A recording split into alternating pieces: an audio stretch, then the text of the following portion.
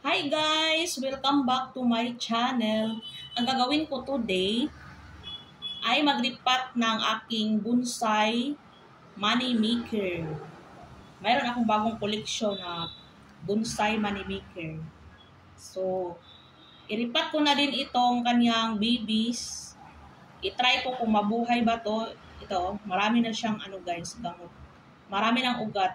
So, iripat ko ito at dito ko siya itanim sa dating pot ng kanyang mother. So, ang mother niya, dito ko ilagay. Yan. Ano to? Tasa to, mug na natanggal yung kanang handle. So, taniman ko ng, dito ko ilipat yung ating money maker. Dagdagan lang natin ng kunting,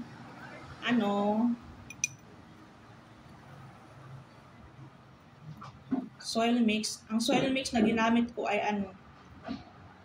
rice hull at saka garden soil. So, madali lang tong tanggalin kasi yan.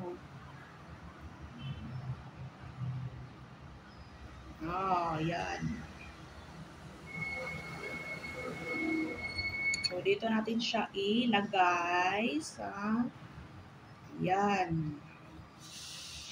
Ayun na. Ganda na siya guys kasi white yung ating pot. Ayan. Wow, ganda na siya guys.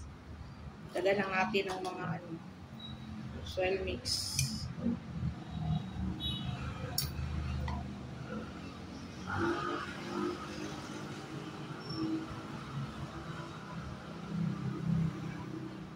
So, ito yung bibi niya. Tanggalin natin guys. Tanggalin natin yung bibi guys.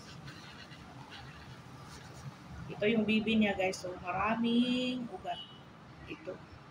So, tanggalin lang natin para yan. Tanggal na siya. At dito natin tanim sa kanyang cute na pot.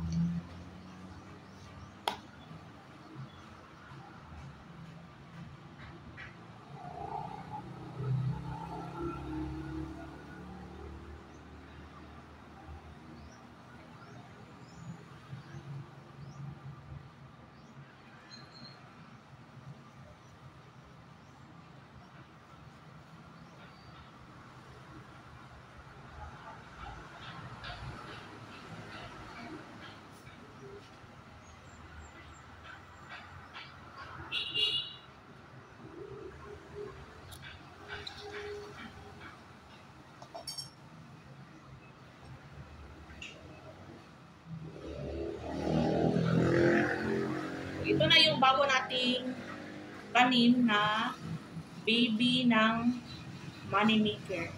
So, may dalawa na tayong puno ng money maker. So, yeah. Good thing guys. Yun lang guys. Thank you for watching. Bye-bye.